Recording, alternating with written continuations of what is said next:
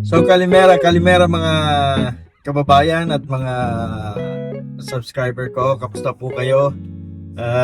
Medyo na busy po kaya medyo natagalan po tayo sa pag-update ng mga kaganapan dito sa Greece, ano? Inuulit ko po, kung bago pa lang po kayo sa channel ko, please subscribe and share the videos. At marami po kayo matututunan kung kayo po interesadong pumunta dito sa Greece. Ayan po, panoorin nyo po yung mga previous videos ko at marami po kayong mga pupulot na mga information. So, ngayon po mag-update po tayo tungkol do sa mga kababayan natin, yung sa mga factory workers natin na i-feature ko sa isang videos ko about sa kanilang accommodation, kung ano na yung kalagayan nila. Mas okay na po ang kanilang sitwasyon dahil kagaya nga po nung ipinangako ng kanilang kumpanya, at inilipat na po sila ng ibang mga apartments, no? May isang biniling buong building yung factory at ipina-renovate. Maganda po yung kanilang naging accommodation ngayon dahil sa bawat kwarto ay isang tagdadalawang tao na lang. Kompleto ang appliances, mayroong bagong TV, bago ang refrigerator, bago ang kanilang electric stove. Tapos mayroon din silang washing machine at pinalagyan din po ng heater yung kanilang building, no? So wala po silang problema pagdating sa lamig. At maganda nga po, pinuntahan ko po doon yung yung kanilang location, yung building nila at maganda po talaga yung naging sitwasyon nila. At ang sabi po sa akin ng mga bata tataasan na rin din po yung kanilang sweldo sapagkat lalong-lalo na mga nauna na tataasan na daw po ang kanilang sweldo para hindi na sila mag-alisan doon sa kumpanya nila, no? So yun po ang magandang balita. Ang hindi pong magandang balita ay yung mga umalis po sa kumpanyang ito medyo hindi naman napahamak pero medyo napasama yung kanilang kalagayan ngayon dahil nga po yung kumpanya ay ni-revoke yung kanilang mga visa at yung kanilang mga staying permit dito sa Greece, no? Nabigla nga po kami dahil ang alam namin nag-resign sila, voluntarily resign, umalis sila sa kumpanya. Akala nila okay lang.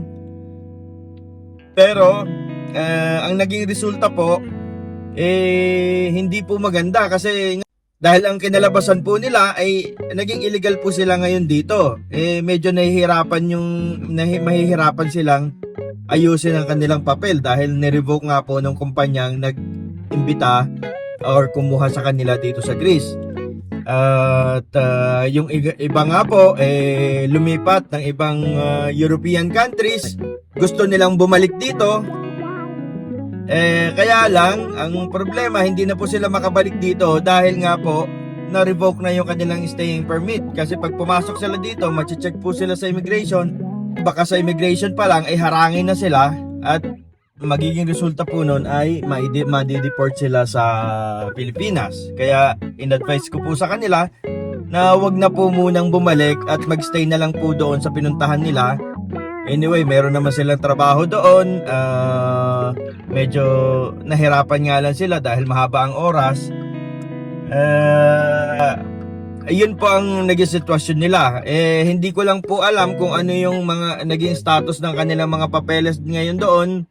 At kung makakakuha ba sila ng working permit or ng staying permit doon, hindi ko rin po alam. Ayun po ang mga balibalita, ayun po ang balita ngayon sa ating mga factory workers, no? So sa mga nasa hotel naman, dahil off season na nga po, marami po sa ating mga kababayan nagpasya ng magstay dito, hindi na umuwi.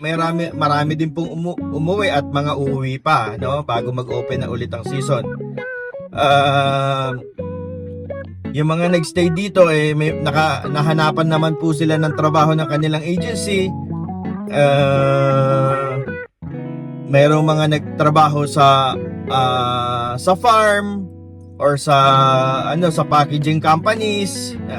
Sila po ay naglilinis at nagpa-package ng mga gulay, ganyan, no?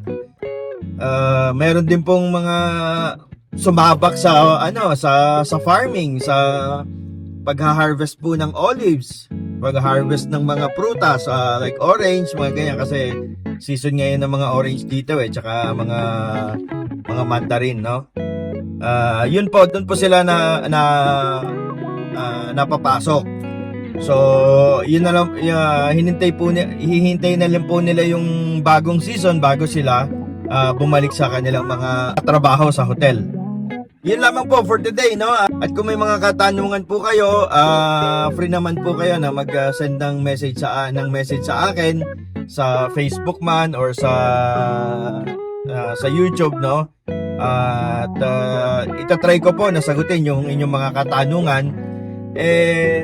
Yung mga hindi ko po agad nasasagot, pagpasensyahan nyo na po, medyo busy rin po ako sa trabaho ko. Pero itatry ko pong i-accommodate lahat ng inyong mga questions.